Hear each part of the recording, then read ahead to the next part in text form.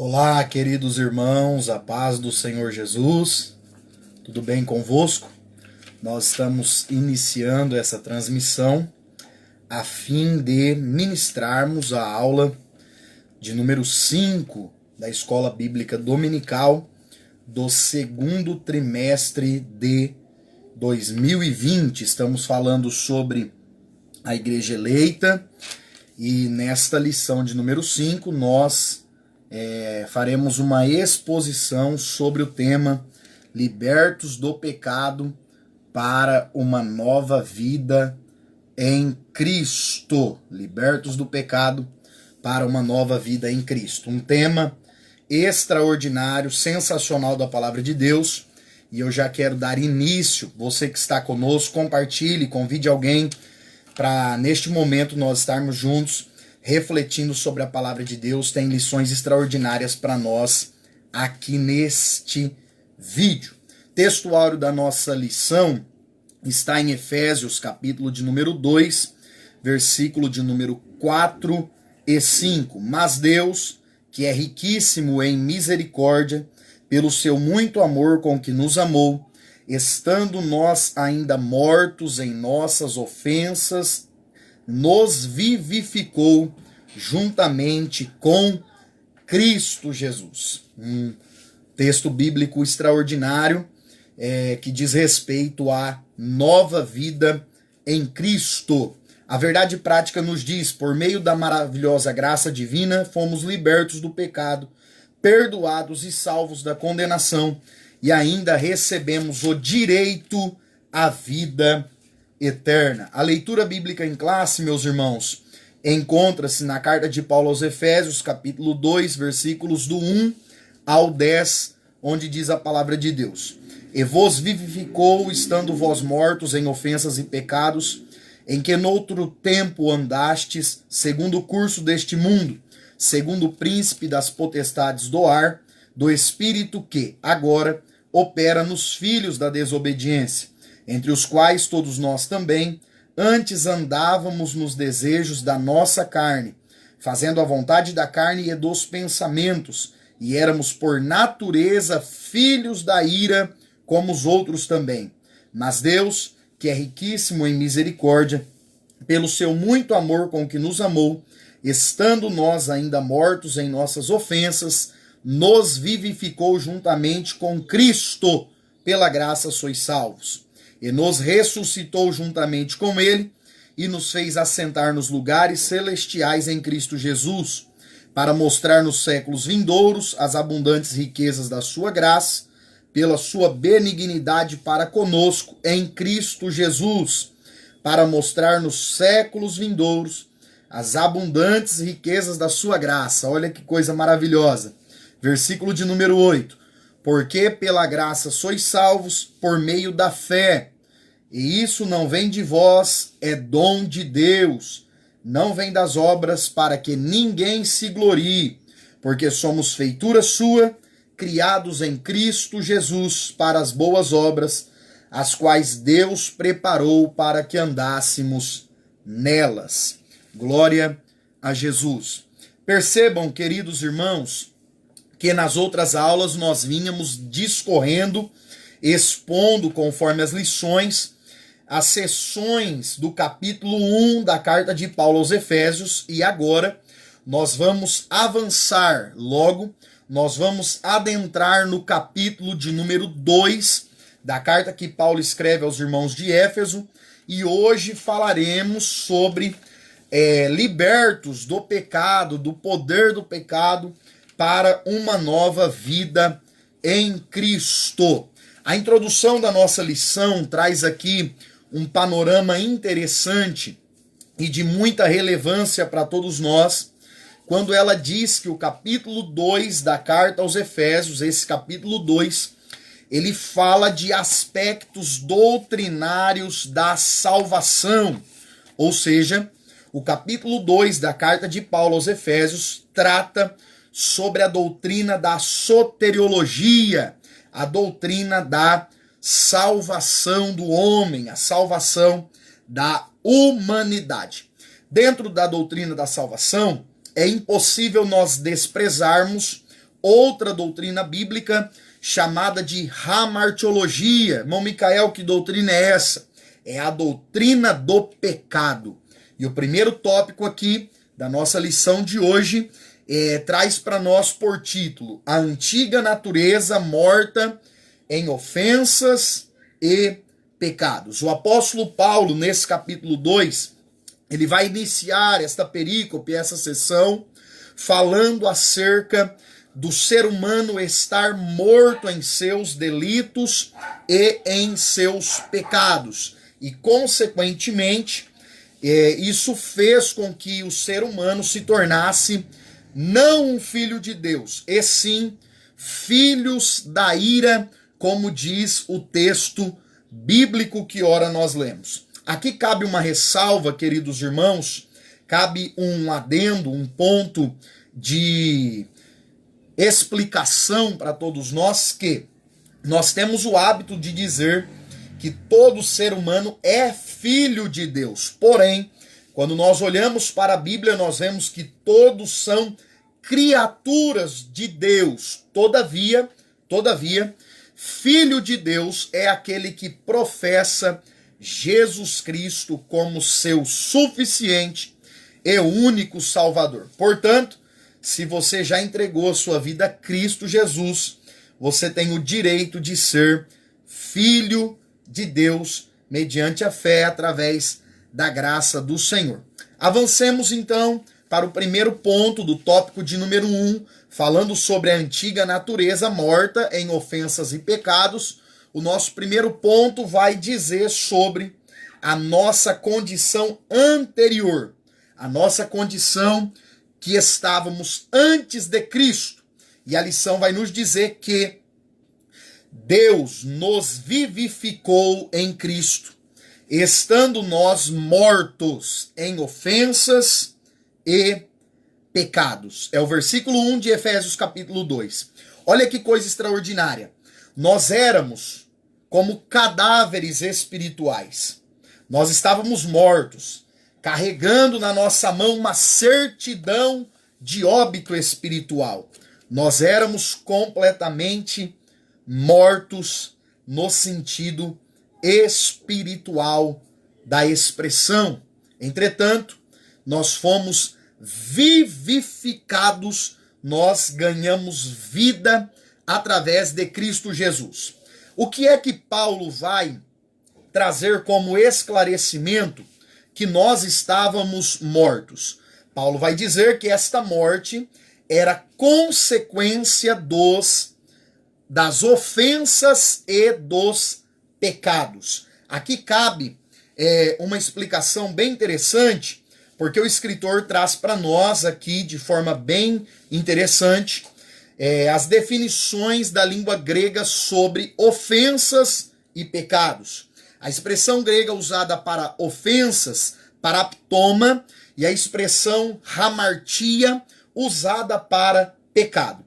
A primeira expressão, ofensas, paraptoma, diz respeito a transgressões, a iniquidades que são visíveis para outras pessoas, e a expressão hamartia, pecados, diz respeito a ações e iniquidades invisíveis às outras pessoas, porém que são visíveis diante do Senhor, o Todo-Poderoso. Deixa eu simplificar aqui ainda mais para nós compreendermos essa expressão bíblica. Paulo diz que nós estávamos mortos por causa dos nossos pecados e ofensas. Que ofensas são essas, irmão Micael? São pecados no sentido da mente. São pecados no sentido do desejo, da cobiça, daquilo que o ser humano anseia e deseja e busca e é desagradável a Deus. Como está escrito na Bíblia, a concupiscência da carne, a concupiscência dos olhos e a soberba da vida. Você e eu, quando nos encontramos ou quando vemos alguém em algum lugar, na rua, onde quer que seja, você não consegue saber se esta pessoa está tendo desejos concupiscentes de alguma coisa. Todavia, isso pode acontecer, ser uma realidade, e nós não a enxergamos, mas Deus, o Todo-Poderoso, ele enxerga. Isso são o quê? São os pecados, são ações de pecados invisíveis. Porém, quando Paulo fala das ofensas, paraptoma no grego, ele está usando aqui, meus irmãos, um substantivo demonstrativo, onde ele fala de desejos carnais que são notórios e evidentes. Ou seja, Paulo está escrevendo para a igreja de Éfeso que nós estávamos mortos, tanto por conta dos nossos pecados visíveis aos homens, quanto dos invisíveis. Isso aqui joga por terra aquela falsa ideologia do bonzinho, que diz, eu não tenho a minha vida entregue a Jesus, porém, eu não faço isso, não faço aquilo, deixo disso, deixo de aquilo outro, e assim por diante. Quando nós observamos o ensino bíblico de Paulo aos Efésios, no capítulo 2, ele vai mostrar então que ofensas e pecados, tanto aqueles que são pecados e transgressões visíveis, quanto aqueles que são invisíveis, nos levou a este estado de estar mortos quando ainda não havíamos rendido as nossas vidas ao Senhor e Salvador Jesus Cristo. Todavia, queridos, nós vemos que Paulo inicia o capítulo 2 da carta aos Efésios, já trazendo uma palavra de esperança, quando ele mostra que Cristo nos vivificou.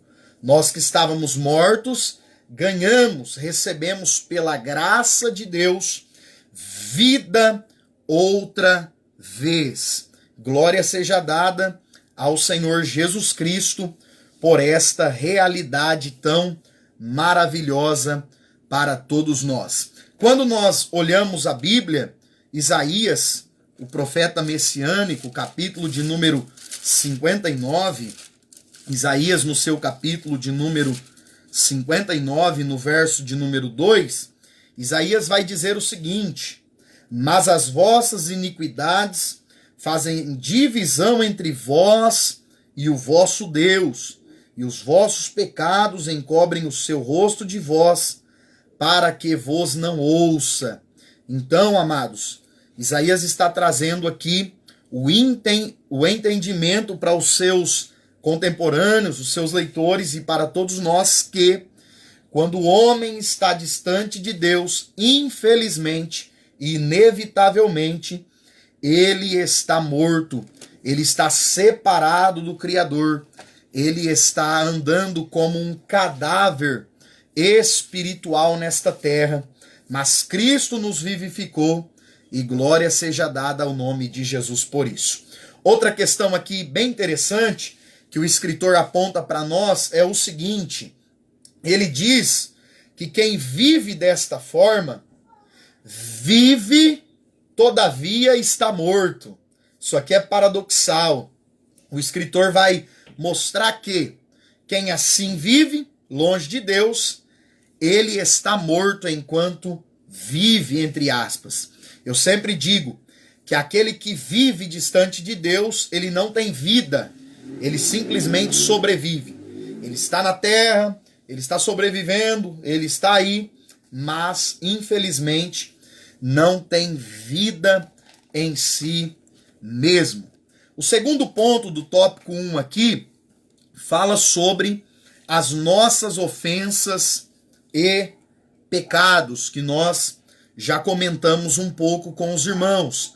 Mas eu chamo a sua atenção para o versículo de número 2 de Efésios capítulo 2, onde Paulo diz o seguinte: em que noutro tempo andastes. Perceba isso.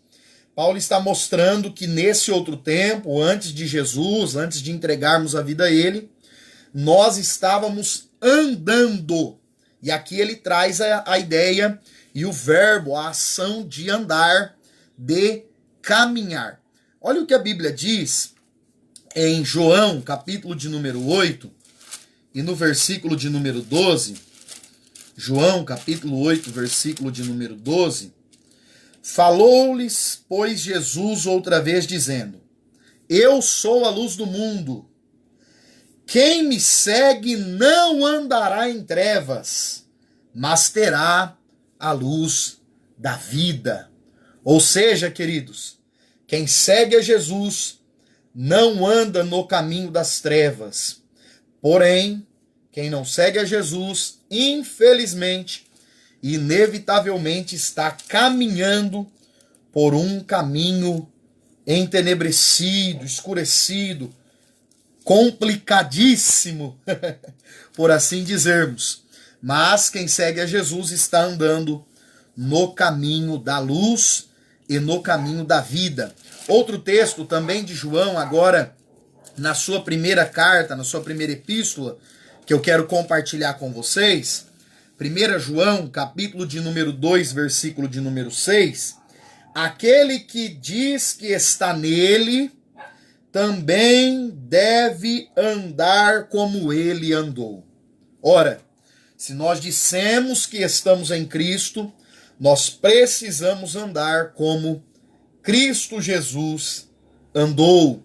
E com a graça de Deus, com a capacitação do Espírito Santo, esta ação é possível andarmos nos caminhos, nas pegadas do nosso Mestre, Senhor e Salvador Jesus. Agora, essas ofensas e pecados indicam condutas e caminhos tortuosos. Por quê? Se alguém está andando, logo, ele saiu de algum lugar, ele tem um ponto de partida e tem um ponto de chegada. Isso mostra o quê? Isso mostra um caminho. Aquele que está andando sem Jesus, ele tem um ponto de partida quando isso começou, e agora nós vamos explicar, e tem um ponto de chegada, quando isso vai terminar. Nós sabemos que, para aqueles que estão andando com Cristo, o seu ponto de partida foi quando entregou a sua vida a Ele. E o ponto de chegada é na volta do Senhor Jesus Cristo, quando seremos levados para o céu. Para aqueles que ainda não entregaram as suas vidas ao Senhor, o ponto de partida ainda é a natureza pecaminosa, a inclinação para tudo aquilo que é mal e que é desagradável a Deus. E infelizmente o ponto de chegada, o término desta corrida, deste caminho, não é bom, não é agradável, não é aplausível diante do Senhor. Paulo vai aqui nesta metáfora do andar, da expressão grega peripáteo traz a ideia de um caminho a ser percorrido. Paulo vai então mostrar, no versículo 2 ainda, as causas que faziam com que nós andássemos por esse caminho tortuoso. Primeiro ponto, nós andávamos segundo o curso deste mundo. Nós sabemos que há diversas expressões gregas para a palavra que é traduzida para mundo em português, e eu exemplifico. João 3,16, Deus amou o mundo. Esse mundo são pessoas. Na epístola de João nós lemos que o mundo jaz no maligno. O mundo que jaz no maligno é o sistema mundano que governa todas as coisas no sentido terreno, nos homens que não temem a Deus. Todavia, nós também temos a expressão mundo para o cosmos, para o céu, a terra, as estrelas e assim por diante.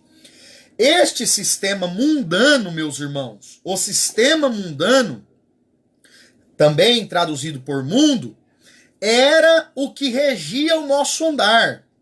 Era o que guiava os nossos passos. Perceba, Efésios 2, versículo 2. Andaste segundo o curso deste mundo. Ou seja, quando nós estávamos mortos em nossas ofensas e pecados, nós estávamos andando segundo o curso de um sistema totalmente corrompido, totalmente depravado, sem nenhum tipo de caráter, sem nenhum tipo de peias morais, éticas e assim por diante, para guiar os nossos passos. O sistema mundano prega o hedonismo, prega que é proibido proibir, você deve fazer tudo que te alegra, tudo que te agrada, você tem que gozar sim de todos os prazeres que existem e que o problema é você se inibir de qualquer coisa.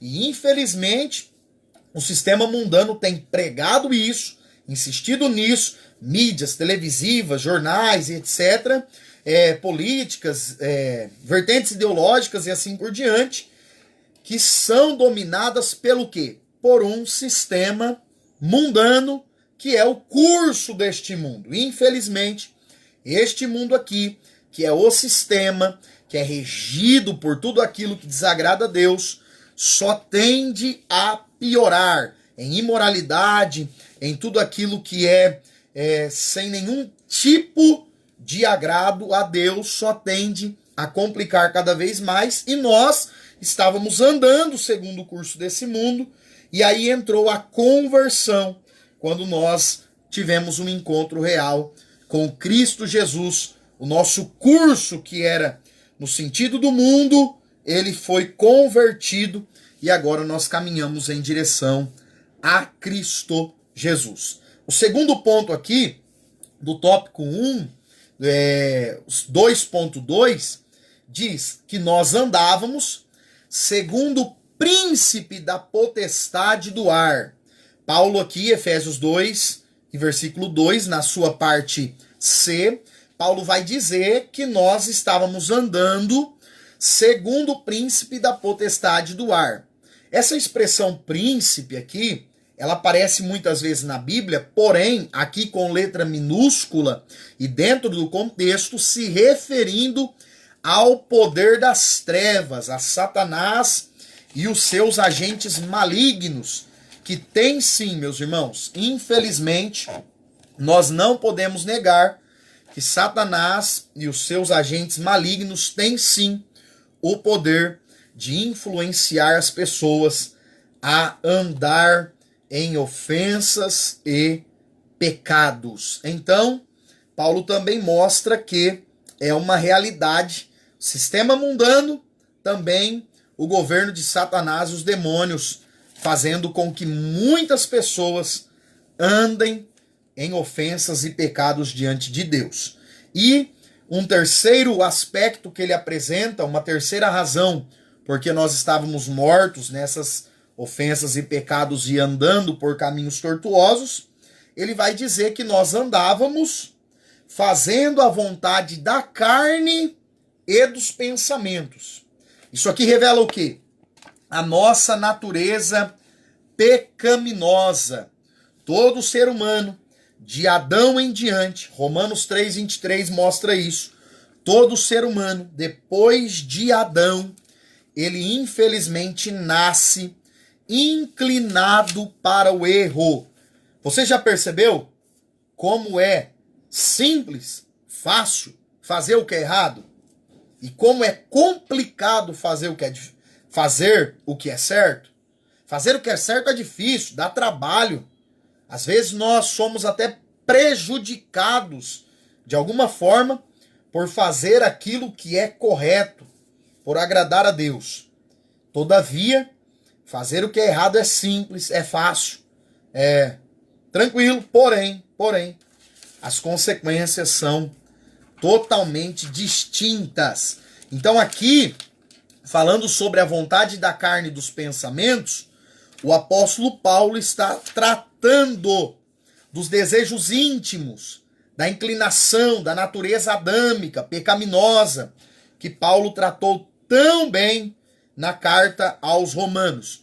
Eu gostei de um comentário de John Stott, eu vou ler para vocês, que essa natureza pecaminosa aqui inclui os desejos errados da mente e não somente do corpo, ou seja, pecados tais como a soberba intelectual, a falsa ambição, a rejeição da verdade conhecida e pensamentos maliciosos e vingativos. Tudo isso está ligado à natureza da carne.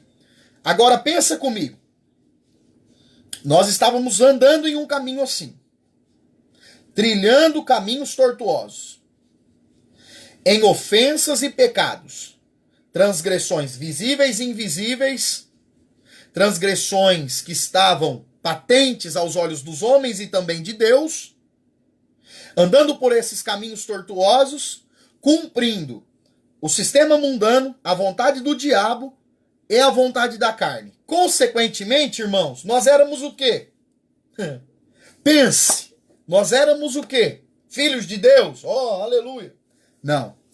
Consequentemente, o apóstolo nos diz, no texto sagrado que ora lemos, ainda aqui em Efésios capítulo 2, versículo 3, que consequentemente, inevitavelmente, nós éramos, por isso, filhos da ira. Nós estávamos condenados e desprovidos do favor de Deus, do amor de Deus, da graça de Deus. E, mesmo estando neste contexto, Cristo Jesus morreu por nós, ressuscitou, assentou-se à destra de Deus e, pelo poder do seu Espírito Santo, nos vivificou, nos deu vida, nos ressuscitou espiritualmente. E hoje nós somos, conforme diz Efésios 1:5, filhos de adoção. Nós fomos adotados pelo Pai Celestial. E isso é motivo de nós nos alegrarmos em Deus. Amém, queridos? Então, fechamos aqui, nesse momento, o tópico de número 1 da nossa lição de número 5, libertos do pecado para uma nova vida em Cristo. Então, nesse primeiro tópico, tanto os irmãos que estão ao vivo, quanto aqueles que assistirão depois pelo YouTube, pelas redes sociais, não perca aí o raciocínio. Nós estamos falando sobre a libertação do poder do pecado através de uma vida em Cristo Jesus. No primeiro tópico nós falamos sobre a hamartiologia, a doutrina do pecado e a nossa antiga natureza morta. Agora nós vamos para o segundo tópico, tópico da vitória, da esperança, que é vivificados pela graça. Vamos entrar aqui então na doutrina bíblica da regeneração. Vivificados pela graça. No primeiro ponto aqui, o escritor da lição traz para nós a realidade que nós fomos alcançados pela misericórdia e pelo amor divino. Misericórdia e amor divino. É isso que nós vemos no versículo 4.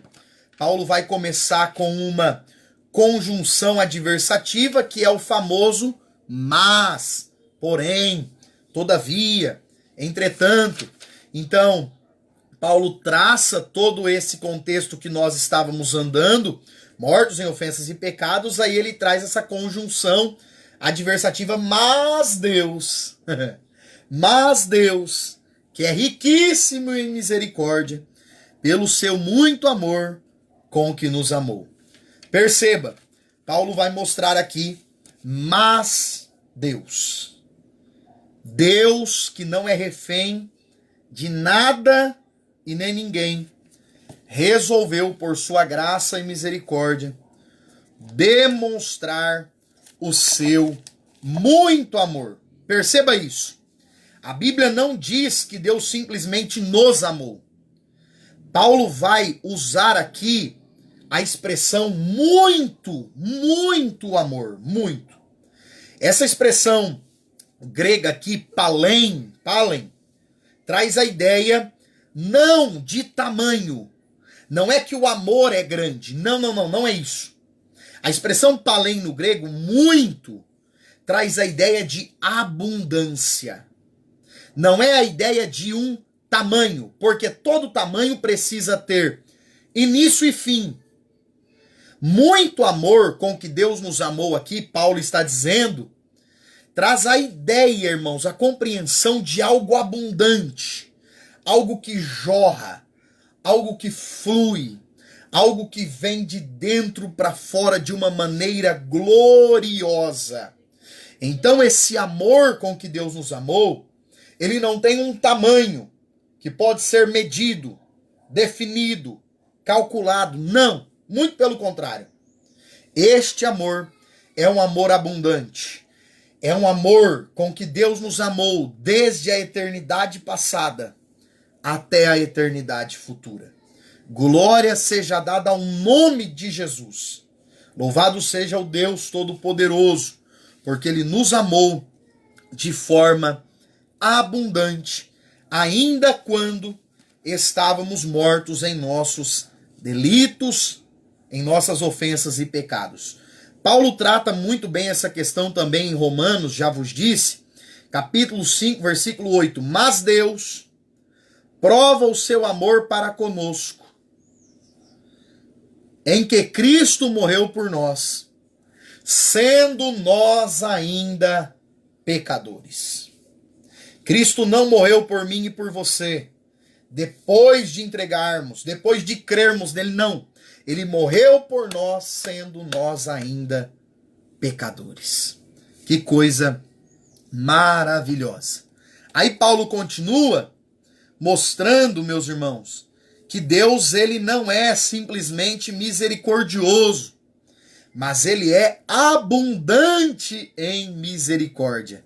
Traz esta mesma ideia do amor que não é muito pelo tamanho, mas é muito pela abundância deste amor. Outra questão interessante aqui, relacionada ainda ao termo grego palém, muito, é que este muito amor aqui não traz a ideia também por causa de, e sim e não a ideia, queridos irmãos, de através. Deixa eu explicar aqui para facilitar. Vamos lá. Este muito amor com que Deus nos amou, além de não ser tamanho e sim abundância, ele não traz a ideia de através. Não foi através do amor de Deus que nós fomos alcançados. Não é através do amor que você é alcançado. Nós somos alcançados através da graça de Deus. Através da graça. Por meio da graça. Agora, esse muito amor que Paulo fala, traz a ideia de por causa de, a razão. Consegue compreender isso? Mas Deus, que é riquíssimo em misericórdia, Efésios 3 e versículo 4. Mas Deus, que é riquíssimo em misericórdia, pelo seu muito amor com que nos amou. Deus nos amou, não porque merecíamos, mas por causa do seu muito amor. Olha isso aqui, que coisa extraordinária. Isso aqui é próprio ao caráter de Deus. É a teontologia, é o caráter da pessoa de Deus. Deus só nos amou porque Ele próprio, na sua essência, tem o atributo do amor. É por causa do amor que Deus é, do amor que Deus tem, do amor que Deus possui, que nós fomos alcançados por meio ou por causa do muito amor de Deus, nós fomos alcançados e recebemos esse muito amor. Coisa que extraordinária. Então não é através do amor, é por causa do próprio amor de Deus que nós fomos vivificados, nós nascemos de novo, nós fomos regenerados juntamente com Cristo. Terceiro ponto aqui, do tópico 2, falando sobre regeneração, vivificados pela graça, o escritor traz para nós que nós fomos exaltados por sua graça, exaltados pela graça divina. E isso está em Efésios 2, versículo 6, onde a Bíblia diz que Deus nos ressuscitou juntamente com Cristo e nos fez assentar nos lugares celestiais. Meus irmãos, aqui está uma das doutrinas mais gloriosas da Bíblia, que é a doutrina da ressurreição. Tanto da ressurreição de Cristo, quanto da ressurreição dos santos, a ressurreição dos salvos. Vejamos o que Paulo diz em 1 Coríntios, capítulo 15. Esse aqui é o capítulo da ressurreição. Gosto muito desse capítulo 15 de 1 Coríntios, é extraordinário. 1 Coríntios 15, versículo de número 3, olha o que Paulo vai dizer. Porque primeiramente vos entreguei o que também recebi, que Cristo morreu por nossos pecados segundo as Escrituras, e que foi sepultado, e que ressuscitou ao terceiro dia segundo as Escrituras, e que foi visto por Cefas e depois pelos 12, depois foi visto uma vez por mais de 500 irmãos, dos quais vive ainda a maior parte, mas alguns já dormem também. Depois foi visto por Tiago, depois por todos os apóstolos, e por derradeiro de todos me apareceu também a mim como um abortivo. Ou seja, aqui Paulo está falando da ressurreição de Cristo. Agora ele vai tratar que, assim como Cristo ressuscitou, nós também ressuscitaremos. Vejamos o que a Bíblia diz aqui, 1 Coríntios capítulo 15, versículo de número 20, ou versículo 19, para nós iniciarmos. Se esperamos em Cristo só nesta vida, somos os mais miseráveis de todos os homens. Mas agora, Cristo ressuscitou dos mortos e foi feito as primícias dos que dormem. Porque assim como a morte veio por um homem, também a ressurreição dos mortos veio por um homem. Porque assim como todos morrem em Adão, assim também todos serão vivificados em Cristo. Mas cada um por sua ordem. Cristo as primícias, ele já ressuscitou, depois os que são de Cristo na sua vinda. Então, está claro aqui que nós, através da graça divina, seremos ressuscitados com Cristo na sua vinda. Perceba que a ação de vivificar o homem que Cristo efetua, meus irmãos, ela ocorre em duas partes, e em duas partes distintas. A primeira, quando nós estávamos mortos em delitos e pecados, entregamos a nossa vida a Cristo, nós fomos vivificados, ressuscitados espiritualmente. Porém, em um estágio final, falando aí num sentido escatológico, aqueles que morreram em Cristo, eles ressuscitarão para serem glorificados com aqueles que estiverem vivos. Portanto, nós fomos exaltados pela graça divina, pela graça do Deus Todo-Poderoso. Amém, queridos? Terceiro tópico aqui da nossa lição: a salvação não vem das obras. A salvação não vem das obras. Agora nós vamos entrar na soteriologia propriamente dita, a doutrina da salvação, para falar de justificação, santificação e glorificação. Deixa eu lhe explicar uma coisa. A salvação ocorre pelo menos nessas três fases. A justificação acontece no exato momento que você e eu ouvimos a palavra de Deus. A Bíblia diz que a fé vem pelo ouvir e o ouvir da palavra. Então a palavra de Deus gera fé em nós. Aí João 16:8 diz que o Espírito Santo convence o homem do pecado, da justiça e do juízo, ou seja, a palavra gera fé para a salvação. O Espírito vem e gera o arrependimento, o desejo de transformação. E aí nós somos capacitados. O nosso livre-arbítrio, ele é ativado. Assim ensinava Armínio, e todo arminianismo clássico ensina isso, que o ser humano, sem a ação da palavra de Deus e do Espírito Santo, o seu livre-arbítrio, ele está preso, ele está morto em ofensas e pecados, como Paulo está dizendo.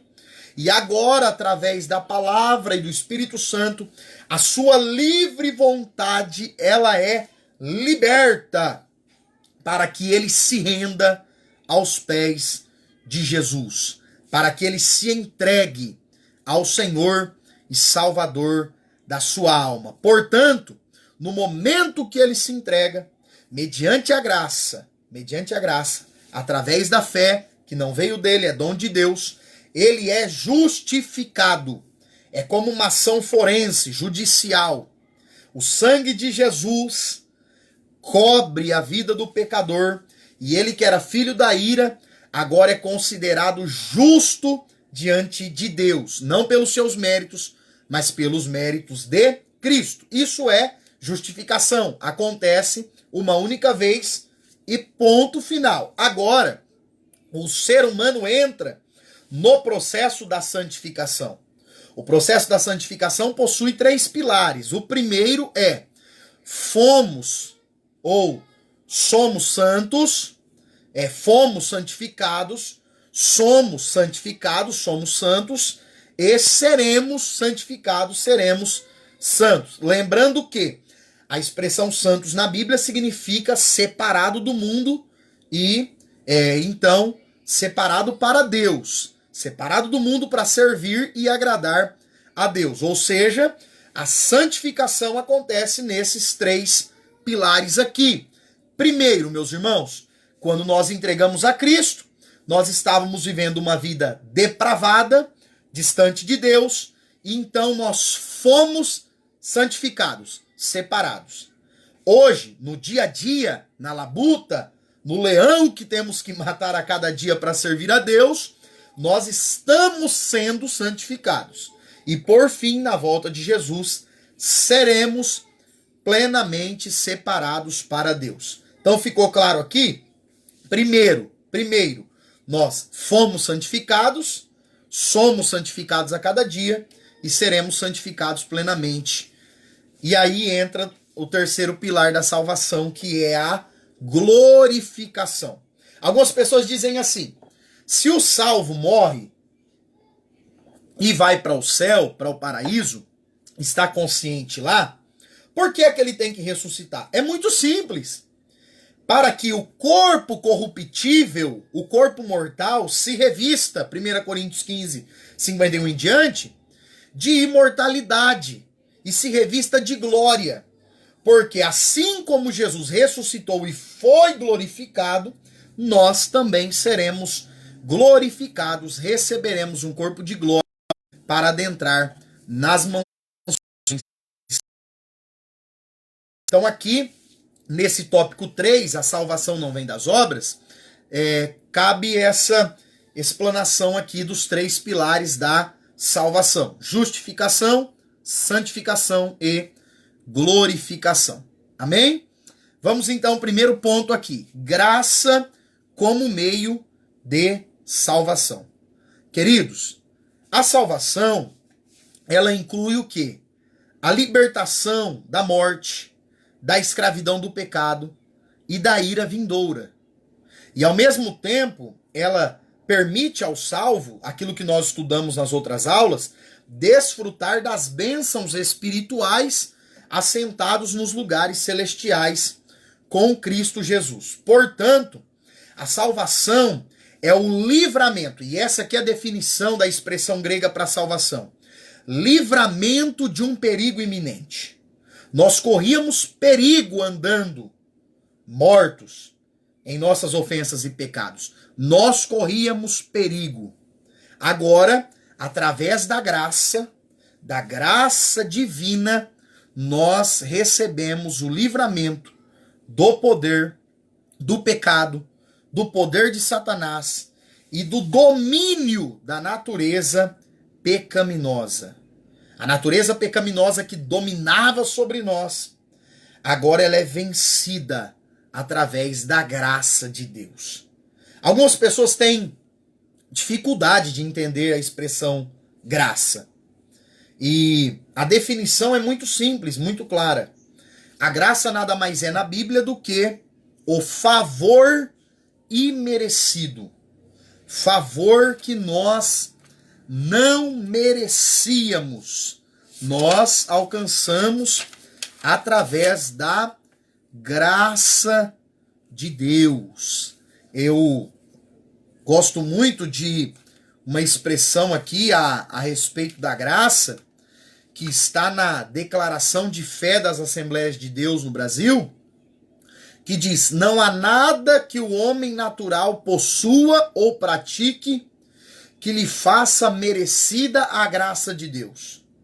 Deus derrama a sua graça, sem a qual o homem não pode entender as coisas espirituais, ou seja, foi Deus quem tomou a iniciativa na salvação da humanidade.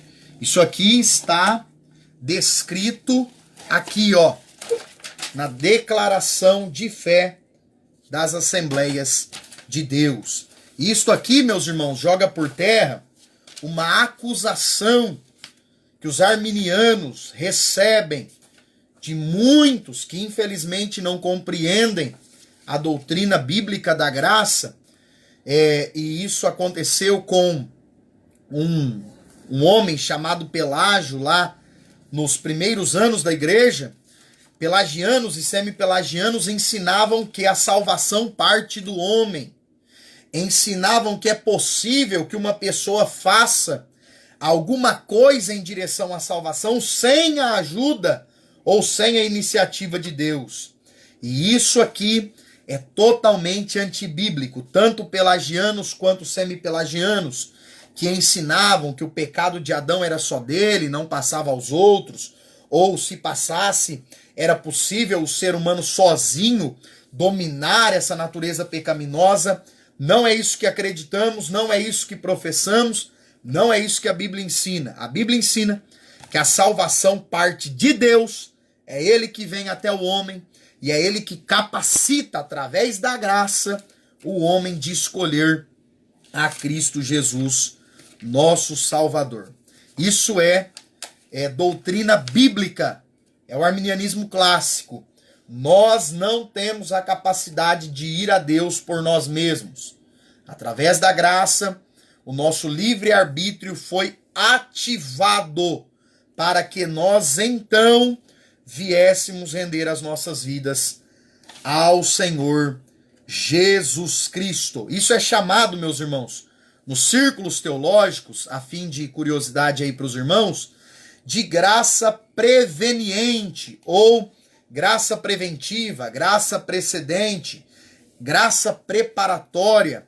É a graça que capacita o homem a escolher a Deus, a reconhecer a necessidade que ele tem do seu Criador, do seu Salvador. O segundo ponto aqui do tópico 3, para nós concluirmos essa aula, as obras como evidência da salvação. Obras como evidência da salvação. Paulo deixou muito claro no versículo 8. Porque por meio da fé. Então entenda, a salvação nos foi dada pela graça. Nós alcançamos esta graça pela fé em Cristo. Ah, irmão Micael, então eu tenho que ter fé? Peraí, espere. Isso não vem de vós. A fé que nós precisamos para crer em Cristo não vem de nós, é dom de Deus. Por que isso? Para que ninguém se glorie. Portanto, queridos, a salvação não vem de maneira nenhuma das obras, das boas obras, não vem. A salvação é pela graça, mediante a fé. Irmão Micael, então, e as boas obras? É simples. 2 Coríntios 5, versículo 17. Agora, estamos em Cristo Jesus, não andamos mais segundo a carne, mas segundo o Espírito, e, portanto, agora, 2 Coríntios 5, versículo 17, eis que tudo se fez novo. Nós somos uma nova criatura. E por sermos uma nova criatura, consequentemente, praticaremos as boas obras. Ah, irmão Micael, eu conheço alguém que crê em Jesus, frequenta as igrejas e etc., e não pratica as boas obras, vive nas más obras. Infelizmente, este não é o caráter de uma nova criatura. Ah, irmão Micael, eu conheço alguém que não frequenta a igreja e as obras dele são boas e etc. Você está avaliando essas obras na ótica humana ou na ótica divina? Você conhece as intenções do coração? Nenhum de nós conhecemos. Portanto, as obras não podem revelar, meus irmãos, se essa pessoa, ela escolheu a Jesus ou não. Não, não é isso. O que a Bíblia mostra é que aquele que nasceu de novo precisa praticar as boas obras, porque elas darão testemunho de que somos uma nova criatura. Agora, praticar boas obras sem nascer de novo, e aí, se você cavar, você vai perceber que há intenções por trás disso. Algumas religiões até pregam que se você faz boas obras, você vai ganhar salvação através disso. E aí as boas obras não estão sendo evidência de que nasceu de novo. E sim uma indulgência, um meio para chegar para Deus e falar, ó Deus, o Senhor tem que me salvar porque eu pratiquei as boas obras. E não é isso que Paulo está ensinando. A salvação é pela graça, mediante a fé, e a consequência de que nós temos fé em Jesus, nascemos de novo, saímos das ofensas e dos pecados, então, é a prática das boas obras. Amém, queridos? Aí entra o versículo 10, que conclui essa perícope, essa sessão paulina aos Efésios, porque somos feituras suas, criados em Cristo Jesus, para as boas obras, as preparou para que andássemos nela. De novo aqui Paulo usando a metáfora do andar. Nós que andávamos nas ofensas e pecados, nós que trilhávamos um caminho em direção ao inferno, infelizmente essa é a realidade. Agora nós estamos andando no caminho que conduz à vida eterna. Agora nós estamos andando no caminho da salvação em Cristo Jesus. Amém, queridos? Que Deus nos ajude. Que Deus abençoe a cada um de nós. Se você que está ouvindo esse vídeo, tanto os que estão ao vivo, quanto você que vai assistir nas plataformas, no YouTube, nas redes sociais, se você ainda não entregou a sua vida a Cristo, creia em Jesus. Ouça a palavra de Deus, ela vai gerar fé no seu coração. O Espírito Santo vai promover o arrependimento. E entregue a sua vida de uma vez por todas ao Senhor. Nós que assim já o fizemos, continuemos andando no caminho da salvação, no caminho das boas obras, florescendo o fruto do Espírito nas nossas vidas, tendo o caráter cristão formado a cada dia e dando um verdadeiro e real testemunho que Jesus Cristo está vivo e em breve virá buscar o seu povo. Que Deus nos abençoe, Deus abençoe a sua casa em nome de Jesus.